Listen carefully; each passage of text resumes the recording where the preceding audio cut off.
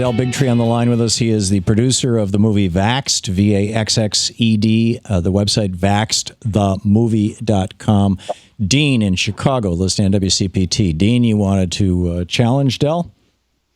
Yes. I just wanted to say that, Tom, I really enjoy your program. I'm a very liberal person. But really what's happening here is that it seems you're spreading and endorsing pseudoscience and propaganda by having somebody like this on. He has a right to air his opinion, but, as liberals and progressives, we have to stand up for science, and the overwhelming majority of science says that these vaccines are just as safe as anything, right? And that they don't cause autism.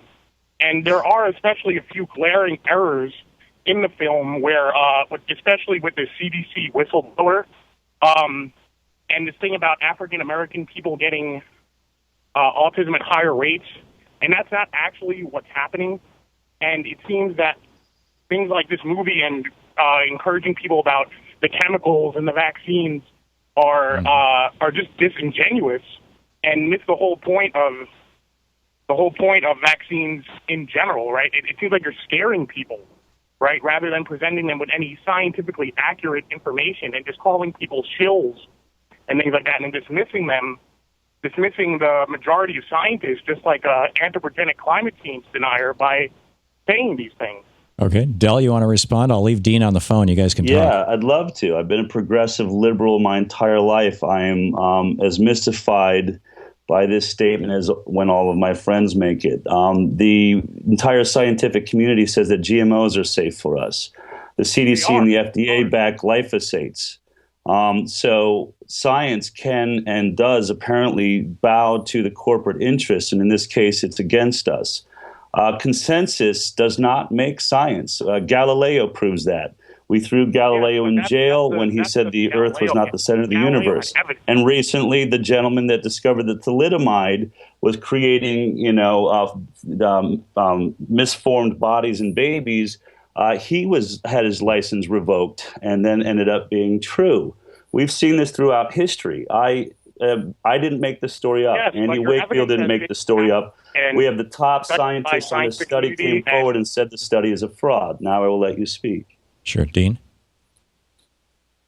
Yes, but your studies have been redone and things like this. Replicability, which is a big factor in science, you cannot replicate any of these experiments, and especially with the autism thing, and that's what's wrong. The thing is, with Galileo, you're not like Galileo if you have, if your evidence doesn't match up to actual reality.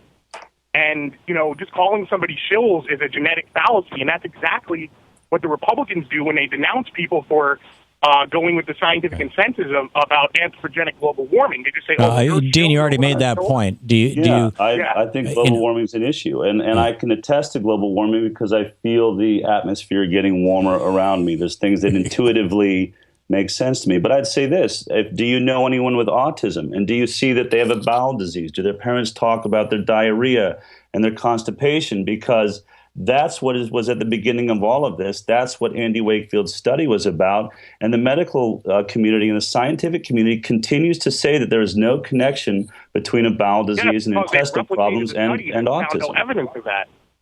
That's totally not true. Talk to any autistic parent in the world.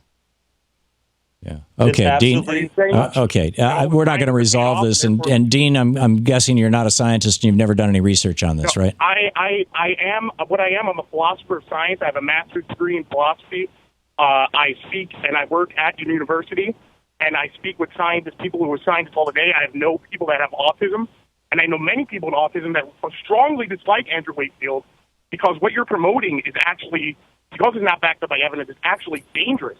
Right, you're going to encourage people not to vaccinate, whether that's your intent or not. I'm not encouraging people not to vaccinate. You want the vaccines to be greener, et cetera, et cetera. Yeah. But, some of the arguments you're making aren't backed up by the preponderance of the evidence.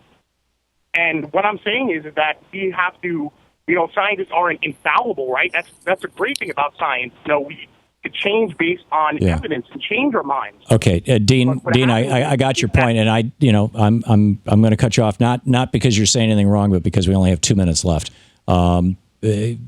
watch the movie. That would be my answer. Is if you think it's nonsense, then you think it's nonsense. To watch more clips from our programs, hit the Watch More Videos button over here, and please be sure to hit the handy dandy subscribe button so you'll always be up to date. Tag, you're it.